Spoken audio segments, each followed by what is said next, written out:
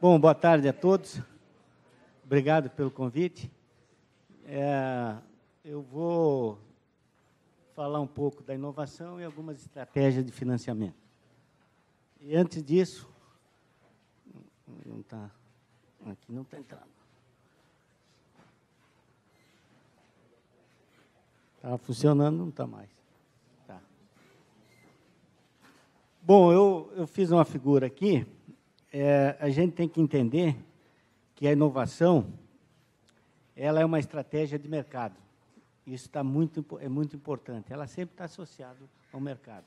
Seja para atender uma demanda do mercado, seja para até modificar um comportamento do mercado. Então, se ela é da mercado, ela está associada a empresas. Tá? Então, de uma maneira geral, né, pode ser entidades, instituições, mas, de uma maneira geral, empresas. Então, eu considero a inovação uma implementação que ela atende, que é dessa estratégia de mercado. Mas, claro que ela está na empresa, mas a ciência e a tecnologia, ela pode ser fundamental exatamente para criar aquela implementação, para criar aquela inovação. Então, embora a inovação não se dá na universidade, nos institutos, a universidade ela tem uma parcela importante no desenvolvimento da inovação. Então, isso é que a gente tem que levar em conta, tá certo? Então, claro, qual é a parcela? Ela tem que formar recursos humanos. Né? Nós temos que inovação, nós temos que ter talentos. Mas não só formar recursos humanos é muito pouco. Quer dizer, nós temos que ter realmente, para ter uma inovação, aumentar nossos indicadores de inovação, nós precisamos ter uma forte interação entre esses institutos, né, essas instituições de ciência e tecnologia, com as empresas. Mas não só isso, tá certo? Outra estratégia para aumentar a inovação é a questão do empreendedorismo. E a universidade, principalmente, tem que atuar fortemente no empreendedorismo. Então, foi comentado aqui anteriormente a política de inovação da ICT. E lá está claro, tá certo? A política de inovação da ICT, ela vem no sentido de mudar um pouco a cultura dentro das universidades. Né? Eu sou professor, sou pesquisador, oriento, e a gente foi acostumado, quer dizer, treinado a orientar e formar clones nossos. Quer dizer, nós estamos acostumados a formar pesquisadores. Né? Vai publicar, né? Tem que publicar, mas nós temos que olhar agora também numa outra visão. Quer dizer, nós não só precisamos de pesquisadores, nós precisamos de empreendedores, precisamos de fazedores de negócio. Tá certo? Então, observe a ideia da política de inovação é exatamente nessa questão. Quer dizer, né?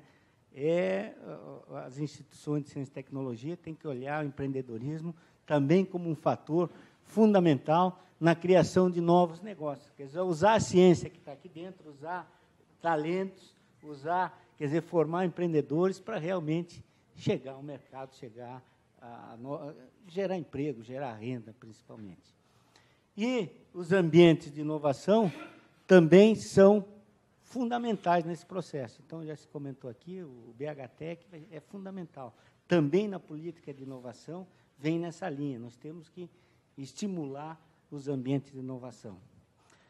Claro que, quer dizer, é muito simples. Não, vamos fazer essa iteração. Então, pela sua natureza, essa relação entre o conhecimento e o negócio, por natureza, ela é difícil. Então, não é só aqui. Então, em qualquer lugar no mundo se vai e se vê, tem dificuldades. Mas, no Brasil, tem um agravante muito sério. Por quê? O lado de cá está essencialmente no setor público. Essencialmente no setor público. O lado de lá, essencialmente, no setor privado. Quer dizer, essa interação tem que se dar, é uma interação público-privada. E a nossa legislação sempre foi no sentido de dizer, olha, o que é público é de um lado, o que é privado do outro. Já a legislação dificultou sempre. Então, uma relação difícil com uma legislação que amarra, então, esse foi o resultado que nós tivemos nos últimos anos. Então, realmente essa interação é muito pequena. Então, se comentou aqui, eu vou passar esse aqui, a questão do novo marco legal. Então, o novo marco legal, essencialmente, ele veio na direção de quê? Facilitar as parcerias público-privadas de ciência, tecnologia e inovação. É realmente facilitar todo esse processo. Criar instrumentos que facilitem isso.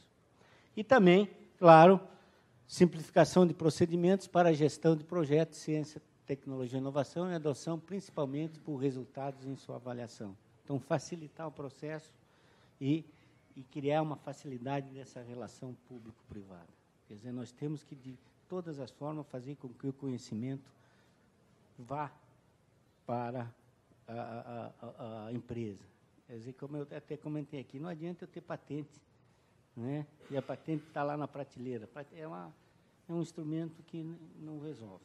Nós temos que realmente pegar aquilo lá e, de qualquer forma, levar para fora. Então, esse foi o grande objetivo. E aí, só rapidamente, né, e aqui já vem na linha do financiamento,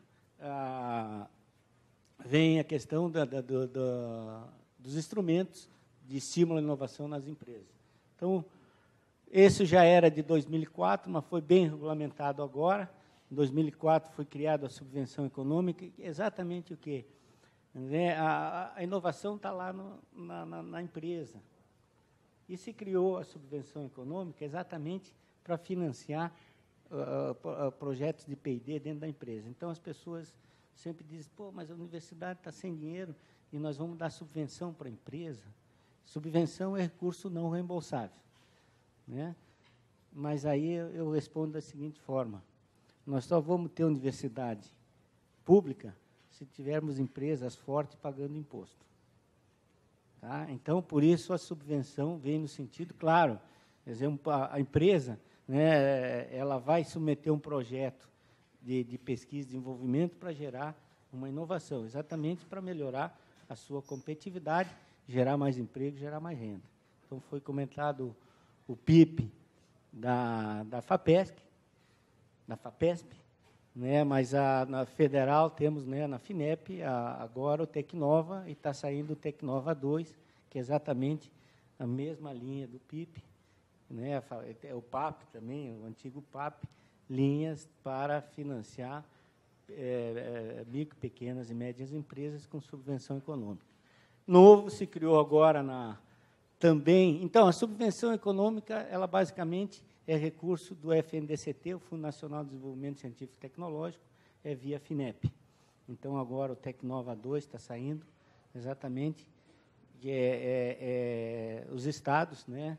Minas Gerais sempre entrou no Tecnova, então, provavelmente, vai entrar no Tecnova 2, exatamente, para financiar a inovação via subvenção dentro de micro, pequenas e médias empresas. É claro que esses projetos feitos pelas empresas podem ser realizados dentro das universidades. Então, esse processo, as universidades têm que começar a mais participar, né, e ajudar realmente as empresas até no desenvolvimento de seus projetos, pesquisa e desenvolvimento. Novo, se criou no marco legal, é o bônus tecnológico. O bônus tecnológico, qualquer entidade pública pode dar um bônus tecnológico, que também é uma subvenção econômica, para micro, pequenas e médias empresas, só de menor valor, especialmente na direção de apoio à infraestrutura de pesquisa, à parte de ensaios, a parte de certificações e pequenas atividades de pesquisa e desenvolvimento. São valores menores, são menores esses valores, mas qualquer entidade pública, por exemplo, o FMG, pode dar um bônus tecnológico. Então, hoje, se tivesse recurso, próprio recurso, né, que recebe de algumas atividades da lei de inovação, ela pode instituir um bônus tecnológico para as empresas, por exemplo, dentro do BHTEC. Né? Um apoio, um pequeno apoio, uma subvenção não reembolsável, exatamente para tentar alavancar as empresas. Por exemplo, agora nós tiramos dentro da minha diretoria R$1 milhão, claro, foi um projeto piloto para exatamente mostrar que eu tirei do orçamento né, da minha diretoria para dizer, ó, nós podemos dar um bônus tecnológico para a empresa, micro e pequena empresa. Foi via CNPq e a chamada estava até há pouco aí aberta. Tá? Se regulamentou muito bem a encomenda tecnológica. A encomenda tecnológica é uma compra tecnológica de algo que não existe. Por isso que é uma encomenda tecnológica. Em que aqui pode... isso é muito interessante para a área de saúde, por exemplo, o Ministério da Saúde. Eu quero fazer uma compra tecnológica de uma vacina. A vacina existe? Não. Mas eu vou apostar, vou contratar uma empresa, vou comprar uma universidade ou um consórcio para desenvolver aquela vacina. Então, e está muito bem regulamentada, a gente praticamente não usava esse instrumento, e talvez hoje, com a regulamentação que se deu no marco legal, ele possa ser um instrumento importante no avanço da ciência e tecnologia, principalmente para resolver grandes problemas nacionais. Se investiu muito também nos instrumentos jurídicos de parceria, definiu o termo de outorga, então, o termo de outorga é para bolsas, auxílios a pesquisa, e o bônus tecnológico e a subvenção econômica é via termo de outorga, que é muito mais simples que um convênio. Então, exatamente para facilitar. O que nós queremos é exatamente facilitar essa relação público-privada. Esse aqui eu acredito que seja o grande instrumento de parceria da universidade com as empresas, tá certo? É um acordo de parceria, quem que pode entrar recurso privado, e esse recurso privado, então, ele pode ir para uma fundação de apoio. Então, esse acordo de parceria é a empresa, a universidade e uma fundação de apoio. Tá? Esse, talvez, o grande instrumento que a gente entende do marco legal. Quer dizer, nós criamos uma segurança jurídica para a empresa colocar dinheiro dentro da universidade. O recurso entra na fundação e a prestação de contas é bem mais fácil, né? É uma prestação de conta privada. Então, o grande instrumento que a gente vê. Se criou um convênio específico para pesquisa, desenvolvimento e inovação, que não existia. Estamos trabalhando nisso, que também, aqui é o contrário, o acordo de parceria é entrada de recurso privado, o convênio é recurso público para uma ICT, é o fluxo contrário. Se quer realmente, quer dizer, se aprendeu a patentear, mas nós temos que agora aprender também a transferir. Então, nós tínhamos muitos gargalos na questão de transferência de tecnologia. Por exemplo, eu também sou professor, nós íamos fazer na questão de uma patente, nós tínhamos empresa, eu só negocio se a patente fica minha. Queriam a propriedade da patente. Então, isso, por exemplo, a gente não podia fazer. Né? E hoje já pode, a gente pode ceder totalmente uma patente, se é para viabilizar um negócio, quer dizer, se faz o preço, se estima, diz, a patente é tua, mas vai ser a tanto. Mas, então, se criou facilidades, e também facilidades na questão de licenciamento com exclusividade. Antes tinha que sair no Diário Oficial, então agora vai no sítio, né, oficial da instituição. Então, a ideia é sempre o que é? Nós precisamos usar nosso conhecimento.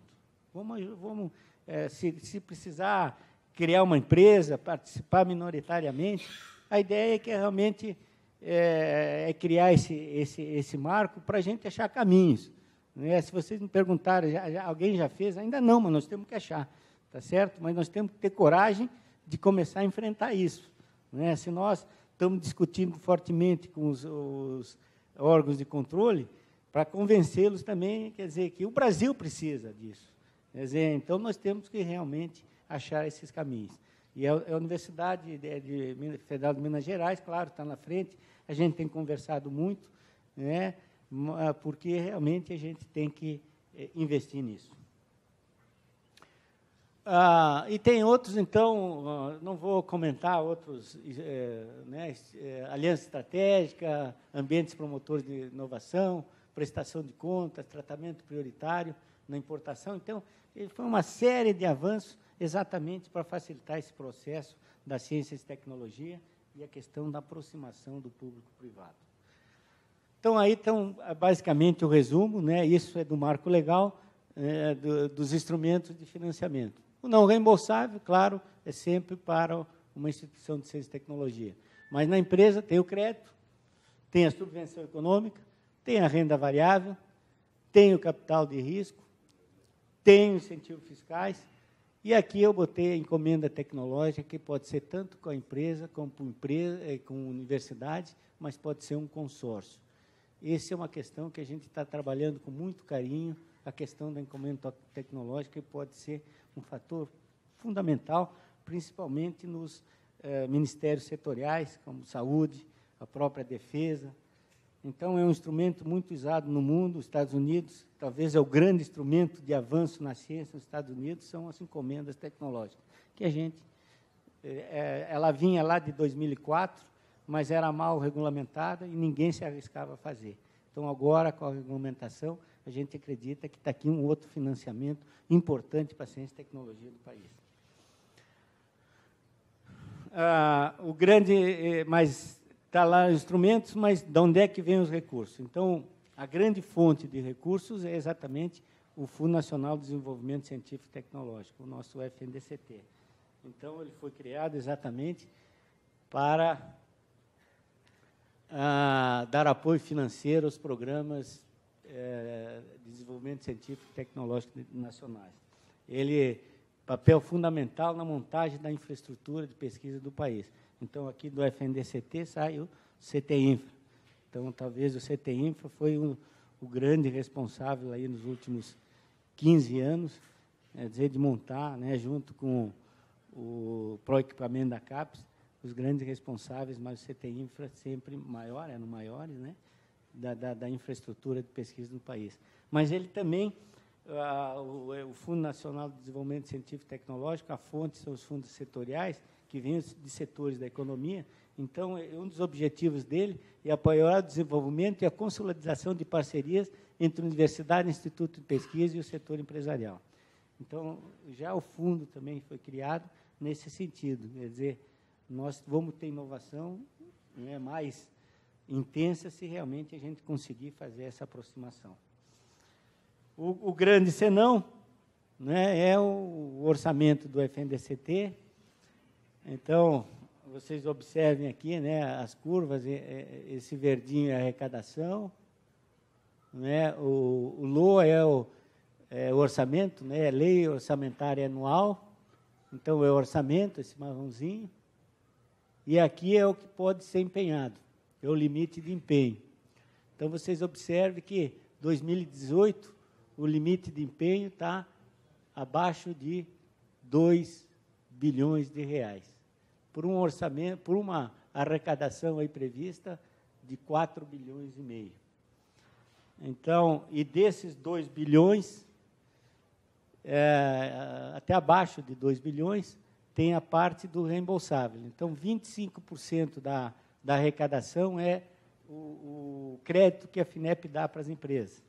Então, 1 bilhão e 100 esse ano é o reembolsável da FINEP. Então, sobraram, nesse ano de 2018, entre 800 e 900 milhões para investimento na parte, principalmente, no não reembolsável, e também da subvenção econômica. Então, o grande desafio nosso, tá, como país, está exatamente descontingenciar o nosso recurso. Nós temos 4 bilhões e meio, né, quer dizer, tem arrecadação, mas ele está contingenciado. Então, eu sou da universidade, mas estou no Ministério há algum tempo, entra ministro, sai ministro, e nós se busca tentar descontingenciar. Não é um ministério que vai fazer isso. Quer dizer, esse vai ser um objetivo da sociedade como um todo. Se a gente realmente quer ciência, tecnologia e inovação, a gente tem que ter um fundo de investimento que tenha uma certa perenidade. Quer dizer, quem é pesquisador sabe, quer dizer, pesquisa se faz com recurso constante. Quer dizer, bloquear um financiamento um ano não significa no outro ano voltar na estaca anterior. Quer dizer, significa perder equipes, perder a pesquisa, que hoje inovação é temporal. Se eu perder 6 meses, pode aquilo já não servir mais para nada. Então, também o grande desafio, então, é claro que ainda se financia alguma coisa, então, anualmente é 800, 900 milhões, então tem saído alguma coisa, saiu o Tecnova 2 para financiar a subvenção econômica, saiu chamadas do CT Infra, quer dizer, sempre mais valores menores, porque realmente está uma dificuldade. Então, financiamento na parte não reembolsável é um desafio aqui que a gente vai ter que trabalhar. Tem já 2 projetos de lei dentro do Congresso. Um é no sentido de que não possa mais ser contingenciado. E a FINEP tem uma outra proposta, né, eu acredito que essa deve evoluir melhor, de tirar o FNDCT como um fundo orçamentário e ser um fundo financeiro. Tentar recuperar o recurso que está contingenciado, já tem mais de 20 bilhões contingenciado, e esse fundo, né, o rendimento vai sustentando o financiamento do país. Então, essa é uma coisa que a sociedade vai ter que discutir também. Como eu disse, não é um ministro que entra, que vai fazer a diferença, mas a sociedade que diz, olha, seguiu que a emenda constitucional 85, que de 2015, que botou que a ciência e tecnologia é prioritária do país. Se ela é prioritária, a gente tem que dar a devida prioridade. Então, é uma questão importante, que é também um desafio aí a ser seguido. Mas nós também temos outras oportunidades de financiamento, tá certo? Então, o FNDCT, com recurso não reembolsável, principalmente para as ICTs e a subvenção econômica para micro, pequenas e médias empresas, principalmente, quer dizer, é via chamada pública. Quer dizer, então, vocês que estão trabalhando aí nos projetos, viram que nos últimos 4 anos, praticamente, nós tivemos uma escassez muito grande de chamadas. Então, é o caso, né, eu sou também, na minha diretoria, responsável pelos ambientes de inovação. Nossa última chamada pública para parques tecnológicos foi em 2013. Quer dizer, 5 anos sem ter nem qualquer apoio público a esses ambientes. E a gente sabe, né, está lá na Constituição, na emenda, que nós temos que priorizar os ambientes promotores de inovação. Então, é um desafio que a gente tem que ver como achar, né, tem um novo governo aí, e é uma equação que acreditamos que vai ter que ser um movimento da sociedade, dizer, a ciência precisa realmente de mais apoio, principalmente na questão do não reembolsável. Mas, como eu disse, lá eu falei que também uma outra atividade, uma outra fonte de financiamento é os incentivos fiscais, tá certo? Então, nós temos alguns incentivos fiscais que podem ajudar exatamente no financiamento da inovação. O que é incentivo fiscal? Quer dizer, o governo deixa de arrecadar, né, dizer, olha, tu não paga esse imposto, mas aquele dinheiro, parte, tu desenvolve projeto de pesquisa e desenvolvimento. Essa é, em poucas palavras, o que é. E a lei dos incentivos fiscais, então, né, então, exatamente, estimular empresas a realizar atividades de pesquisa, desenvolvimento e inovação. E nós temos uma lei, tá certo, que ela foi chamada a Lei do Bem. Tá? Então, é uma lei do bem, ela foi que trouxe algumas bondades. E essa lei do bem, ela exatamente, ela financia parte dos projetos de pesquisa, desenvolvimento e inovação de empresas. Tá certo? Então, aí está a atuação de uma empresa, né, pesquisa de mercado, depois linha de produção, transporte, comercialização. Mas a lei do bem, ela exatamente atua.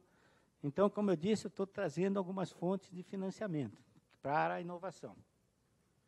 Então, se a empresa desenvolve pesquisa básica, pesquisa aplicada, desenvolvimento tecnológico, protótipos, apoio técnico, TIB. TIB é uma sigla, é Tecnologia Industrial Básica. É metrologia, ensaios, certificações, normalização, a parte de patenteamento. Então, apoio nessa linha, né, é o que a gente chama TIB, uma sigla bem conhecida. Então, tem que andar rápido, por causa do horário. Mas qual é a ideia da Lei do Bem? Diz, olha, empresa, faça projetos de pesquisa e desenvolvimento, que eu sei que projeto de pesquisa e desenvolvimento é uma atividade com risco. Então, eu sei que tem risco, se tem risco, eu participo desse risco. Eu ajudo a pagar exatamente parte do projeto. Vem exatamente naquela linha que eu disse anteriormente. Claro que o governo abre mão de impostos para a empresa desenvolver projeto de pesquisa e desenvolvimento, com o intuito da empresa se tornar mais competitiva. Se ela torna mais competitiva, provavelmente ela vai gerar emprego, vai gerar renda, e melhor, quer dizer, gerando renda, ela vai gerar mais impostos. Então, sempre olhando mais à frente, quer dizer, vai incentivar as empresas a realizarem pesquisa e desenvolvimento para se tornarem competitivas, mas gerar mais impostos. Qual é a ideia?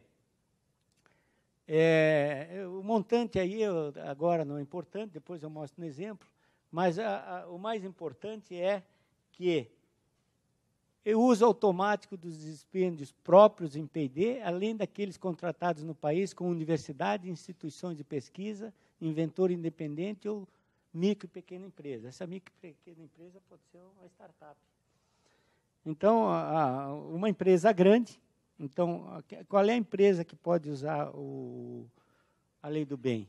A empresa no lucro real. No país, a gente tem 3 formas de impor. O termo agora não me lembro, me fugiu. Lucro real, lucro presumido e o simples. Então, só no lucro real, basicamente, são empresas maiores. Então, as empresas maiores podem usar gastos em projeto de pesquisa e desenvolvimento, e o governo paga uma parte, tá certo? E ela desconta do imposto de renda, pessoa jurídica e da contribuição social do lucro líquido, tá certo? Então, parte é paga pelo governo, no sentido de, olha, incentivar a empresa a fazer P&D para ela se tornar mais competitiva. Então, isso não é uma novidade aqui, quer dizer, o mundo inteiro, quer dizer, boa parte do mundo, né, que faz pesquisa, desenvolvimento e inovação, ele adota a renúncia fiscal, os incentivos fiscais. Então, só para dar um exemplo, então, aqui uma empresa que não fez P&D, ela pagaria 316 mil de imposto. Aí ela tem a Lei do Bem, ela vai de 160% a 200%. De 160, se ela contratar pessoas na sua estrutura de pesquisa, ela pode ir a 180. E se ela tiver uma patente do projeto que ela está desenvolvendo, ela tem mais 20%. Então, ela pode ter aí uma dedução de 160% a 200%. Significa o quê? Se ela gastou 100 no projeto, na hora dela deduzir, né, vocês estão acostumados, isso aqui é igual ao imposto de renda da pessoa física. Né? Gastou na pessoa física, gastou com o médico, vai lá e gastou 100, desconta 100 do imposto de renda. Aqui, né, gastou 100, eu vou te dar um apoio maior. Quando tu vai descontar, tu não vai descontar 100, tu vai descontar 160. Tá? Então, ele infla o valor dos gastos de P&D no intuito de exatamente dizer, olha, empresa, tu tem que fazer P&D. Quer dizer, o país precisa que a empresa faça P&D, que a empresa seja competitiva. Isso faz com que, se ela tem 160%, 54,4% do projeto é dedução. Então, praticamente metade do valor do projeto é pago pela renúncia fiscal. E isso pode ser feito com a universidade. Então, está aí uma fonte que as universidades têm que... Eu tenho batido nas universidades que ela tem que começar a trabalhar com as empresas. Né? Lembra que a inovação não é uma parceria com as empresas? Então, diz, olha, vamos usar a lei do bem. É mais um atrativo de chamar a empresa e dizer, olha, vamos usar a lei do bem. E a lei do bem ela pode também fazer esse projeto numa startup lá dentro do ambiente de inovação. Tá certo? Você falou que as grandes empresas não estão procurando as startups, ela pode usar a lei do bem para a startup desenvolver o projeto de pesquisa dela. Então, vê que tem outras fontes, quer dizer, né, estamos com um problema no FNDC, mas nós temos que ir atrás também de outras fontes. Se ela alcançar 180%, se ela fizer contratações de pessoal, né, aí também o objetivo era tentar que elas contratassem mestres e doutores exatamente nas suas equipes de pesquisa. Ela vai a 180%, e aí 61,2% do projeto é custeado com recurso público. Então, vocês observem que é uma parceria importante em que isso tem que ser aproveitado pelas universidades e institutos de pesquisa nas suas negociações com empresas. E se ela chegar a 200%, né, ela vai a 68% de renúncia fiscal. 68% do valor do projeto o governo abre mão e diz, eu estou pagando. E essa aparece, mas dando, claro, mas exatamente. Quer dizer, se nós não tivermos um país inovador, né, nós não vamos ter país. Nós vamos cada vez afundando mais e nós precisamos fortalecer realmente. Temos que ter crescimento econômico e nós vamos ter crescimento econômico se nós tivermos, começar a ter empresas mais fortes e, principalmente, né, nós somos um país exportador de commodities e precisamos exportar mais conhecimento, esse conhecimento que é muito importante que se desenvolveu no país. Então, o país criou a habilidade de gerar conhecimento. E nós temos que agora criar a habilidade de usar melhor esse conhecimento e transformar esse conhecimento em riqueza. Eu vou passar rápido aqui, que eu quero mostrar outro incentivo. Nós temos online aí, uma parceria com a Ampei, o Guia da Lei do Bem. Então, quem quer entender melhor, tem um guia online da Lei do Bem, que é bastante interessante. Uma outra uma outra fonte de incentivo fiscal é a Lei de Informática, tá certo? Então, a Lei de Informática, a Lei do Bem é para todos os setores da economia, tá certo? E aí a Lei de Informática também ela tem uma fonte de recurso que a universidade pode fazer uso, tá certo? Então, claro, é para concessão de incentivo fiscal para empresas do setor de tecnologia. É hardware e automação, não entra software. É só hardware e automação. E claro, para ela ter benefício fiscal, elas têm que investir em P&D, em pesquisa e desenvolvimento. E parte desse recurso de pesquisa e desenvolvimento tem que ser feito em universidades e institutos. Né? Lá na Lei do Bem, a redução fiscal é no imposto de renda da pessoa jurídica e na contribuição social sobre o lucro líquido. Aqui, a subvenção, né, é a redução do IPI em produtos habilitados. Então, a empresa tem que se habilitar com os produtos que vão ser incentivados. Então, a quem se destina, a Lei de Informática se destina a todas as empresas de hardware e automação que têm que investir em pesquisa e desenvolvimento. Então, claro, tem que ter regularidade fiscal e que sejam produtoras de algum item, né, NCM, nomenclatura comum do Mercosul. Isso é uma nomenclatura que define os produtos que conste na lista dos produtos incentivados pela lei. Então, tem uma portaria, né, do Ministério indicando que produtos possam ser incentivados pela lei de informática. Aí por exemplo, injeção eletrônica, né, carros. Né, então, não é só né, é hardware também, então poderia entrar, também poderia ser incentivada pela lei de informática. Aqui, lá na lei do bem, é uso automático. Ela usa e vai descontando. Então, na lei do bem, não precisa submeter projeto nenhum. Ela só, no ano seguinte, apresenta a declaração de onde ela gastou. Aqui, na lei de informática, ela tem que submeter o pedido, né, ao Ministério, que ele vai ver se aquele produto pode ser incentivado, e aí ganha a redução do IPI. E aí a empresa que receber o incentivo, ela tem que investir de uma maneira, a regra geral, ela tem que investir 4% do faturamento do produto incentivado. Então, ela ganhou o incentivo de um produto, 4% do faturamento daquele produto tem que ser investido em P&D. Tá certo? 4%. E esse 4%, até 2,16% pode ser realizado dentro da própria empresa. Mas dentro daquele valor, ele obrigatoriamente tem que investir também em convênio com instituto de pesquisa, qualquer parte do Brasil, né, no mínimo, entidades públicas e privadas, 0,45, entidades públicas 0,19, e uma parte do recurso também vai para o FNDCT. E aí cai no FNDCT e parte fica contingenciado. O ruim disso é isso, vai para o contingenciamento. Mas o importante é que, daqueles 4%, ela tem que investir também em atividades em universidades, em institutos, em ICTs.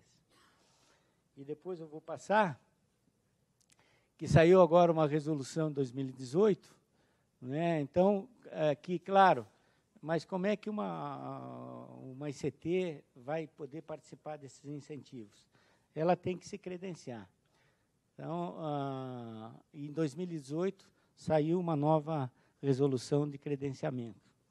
Então, normalmente, os centros das universidades é que se credenciam, tá? Centros ou laboratórios. Então, uma universidade pode ter vários centros credenciados na lei do bem, na lei de informática. E, a partir de 2018, também incubadoras de empresas de base tecnológica podem se credenciar a fazer uso da lei de informática. Tá? Então, essa é uma novidade, então significa que aqueles recursos que as empresas, né, incentivadas têm que usar, elas podem usar numa incubadora. Tá certo? Então, isso é uma abertura interessante. Saiu ontem o decreto, o Rota 2030 é também incentivo fiscal, mas também setorial, exatamente para o setor automobilístico. Então, o Rota 2030, ele nos formatos da lei do bem, ele dá lembro que eu falei que pode ir de 160 a 200, ele dá um avanço maior de mais 30% a 45% de incentivo se as empresas do setor automotivo investirem em P&D. Tá certo? Então, aí, não vou passar rápido, né, porque o meu horário é pequeno, mas a ideia incentivar P&D nas empresas do setor automotivo. Então, a empresa que quer se habilitar a ganhar esses incentivos, ela tem que, em 2019, ela tem que gastar 0,5% do seu faturamento em projetos de pesquisa e desenvolvimento. Então, para se habilitar, ela tem que, parte do seu faturamento, ela tem que investir em pesquisa e desenvolvimento. E esses recursos podem ser usados em projetos com universidades. Então, vocês observem que nós não podemos ficar parados, né? Temos que também começar a vender o nosso peixe. Diz, olha, né, nós também temos capacidade, então, falaram aqui na questão de de fazer folder das habilidades, dos potenciais, tem que começar a vender também, né, porque tem outras fontes de financiamento além das chamadas públicas. A Rota 2030, né, aqui em Belo Horizonte, aqui em Betim, né, a Fiat, tem que pegar a Fiat, ó, parte desse dinheiro, vamos ver se traz para o FMG, tem que começar a vender, tem que ir atrás.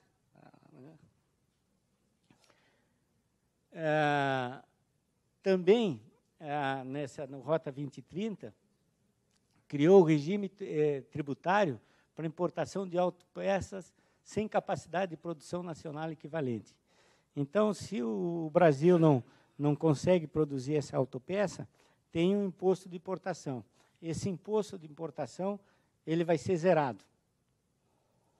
Só que o valor desse imposto de importação zerado não fica com a empresa. A empresa vai ter que investir em projeto de pesquisa e desenvolvimento na área de autopeças.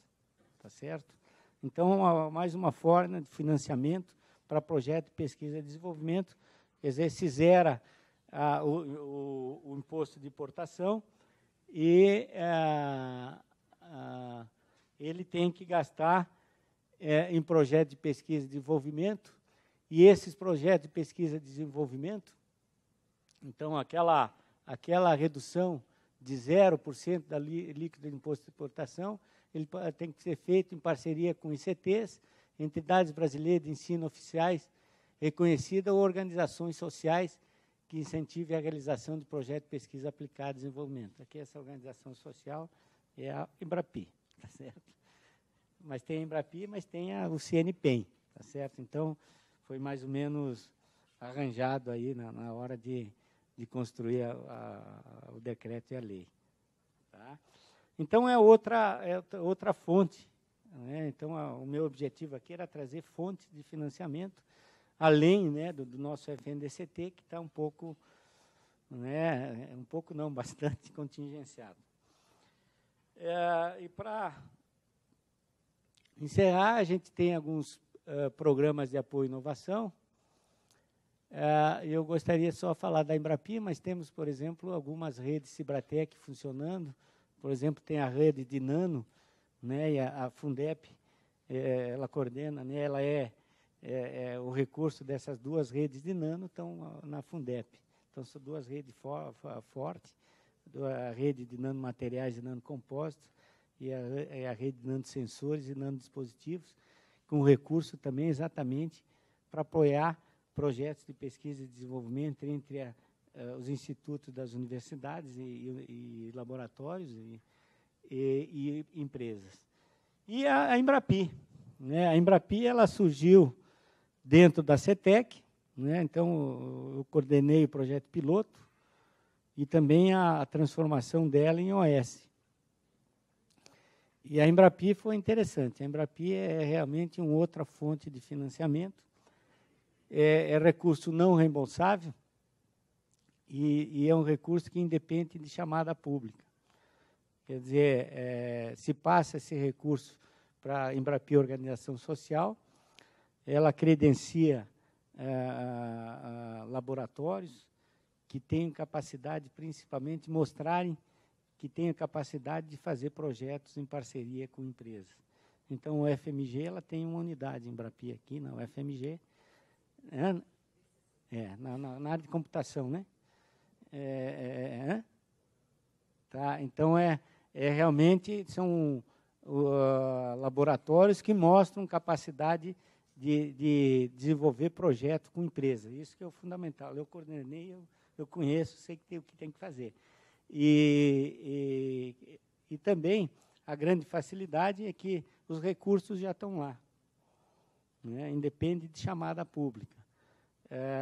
E aí a unidade assina um contrato, né, com a Embrapi e faz uma projeção e aí a Embrapi coloca os recursos disponíveis para as empresas, para essas unidades desenvolver projetos conjuntamente com empresas.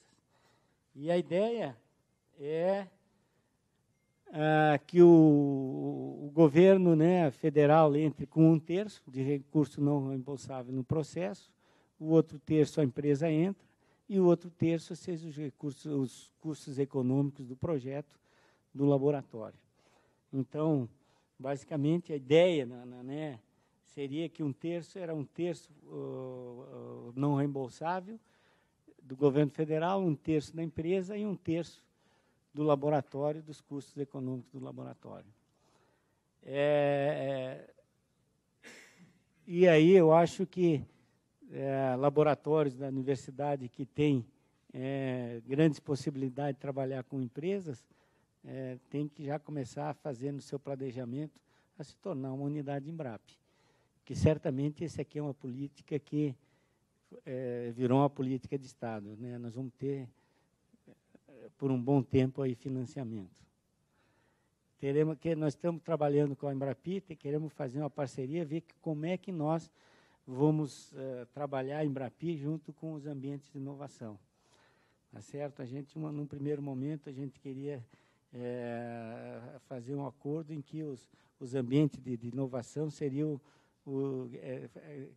capturar projetos para as unidades. Quer dizer, os ambientes estão trabalhando exatamente junto com empresas, tentar criar uma enzima no processo os ambientes de inovação. Estamos trabalhando com a Embrapi no sentido de exatamente tentar facilitar, porque, quer dizer, meu departamento trabalha com muitas áreas, então nós tentamos integrar todo esse processo. Então, nós queremos integrar a Embrapi, aí está na nossa radar uma integração da Embrapi com os ambientes de inovação.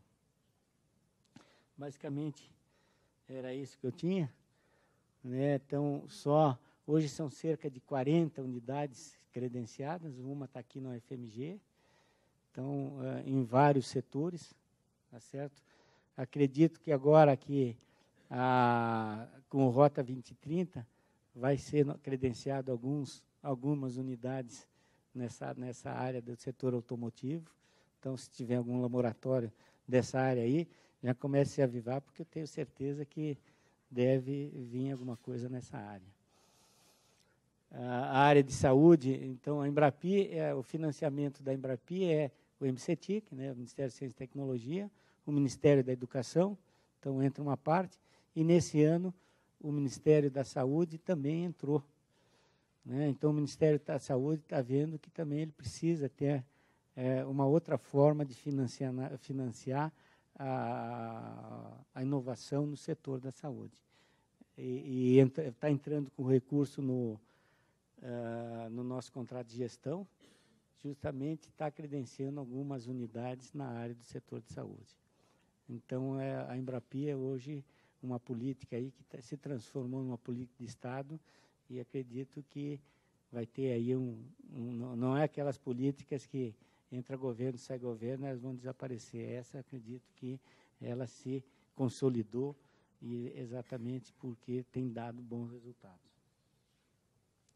Então, era isso, eu dei uma visão geral, e não vamos dizer, alguns recursos estão pequenos, mas tem outras possibilidades. E eu chamo a atenção de que as universidades têm que arregaçar a manga, que tem algumas aí, realmente, Lei do Bem, Lei de Informática, agora a Rota 2030, a Embrapi, tem que correr um pouco atrás. Se vezes só esperar as chamadas públicas do FNDCT, nós vamos ter aí, eu acho que não tem jeito, não tem onde tirar a curto prazo. Quer dizer, a luta vai ser tentar recuperar o FNDCT para dar um fôlego, mas não adianta. Né? Eu estou há quase 38 anos no Sistema Nacional e as coisas não acontecem facilmente de um ano para outro. Então, é uma coisa mais longa, e nós não podemos, a universidade, ficar parada esperando, porque nós precisamos crescer. Tá bom? Obrigado.